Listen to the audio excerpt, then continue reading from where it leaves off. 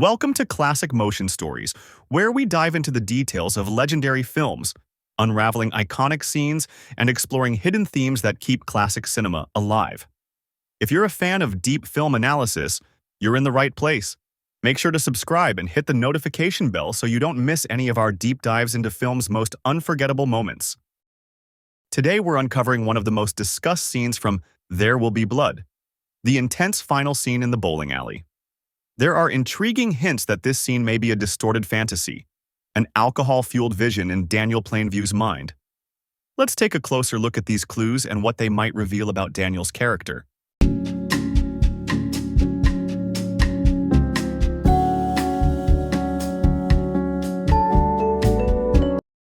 There are a few pieces of evidence that the final scene in Bowling Alley is an alcohol and rage-induced fantasy of Daniel. Plainview has while passed out in the gutter of his bowling alley. Daniel has to have someone or something to oppose and dominate. This is referenced in the "I have a drive in me" speech from earlier in the film. He is driven by his competitiveness and his will to dominate, first by the land itself and looking for oil, then by Eli, and then when there is nothing else to oppose him, his son HW. He has to have an enemy to conquer, or else he doesn't know what to do with himself, as evidenced by his destitute mental state, without an opposing force as seen in its state of drunkenness, or setting up an in-home firing range. This leads to Daniel's obsession with Eli. Earlier in the film, there is a scene where Eli is boarding a train to leave Little Boston. Just before he boards, Eli and Daniel make eye contact as Eli smiles and steps up onto the train. We then see Daniel again, but instead of looking satisfied that Eli is leaving, he looks sad or disappointed. I believe this is because Daniel used Eli either consciously or unconsciously as a driving and motivating force.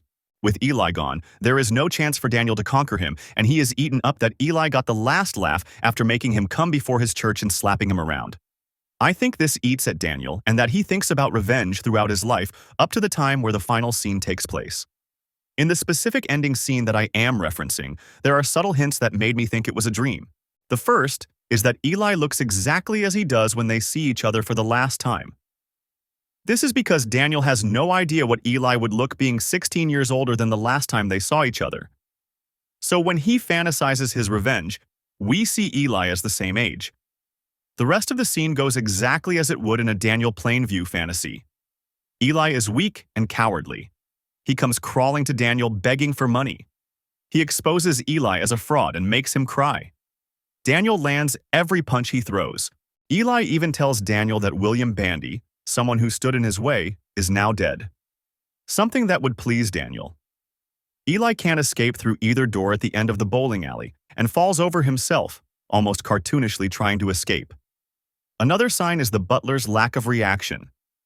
When the butler walks into the room, he has no reaction to seeing a recently murdered Eli, and we find Daniel sitting up in the same spot he was passed out in. I believe this is when Daniel is actually woken up and he envisions the dead Eli next to him. The ending of There Will Be Blood continues to spark debate, and it's fascinating to think about the layers of complexity behind Daniel Plainview's character. If you enjoyed this analysis, remember to like, comment, and subscribe to Classic Motion Stories. Join us as we break down more unforgettable moments in cinema history. Thanks for watching, and we'll see you in the next video.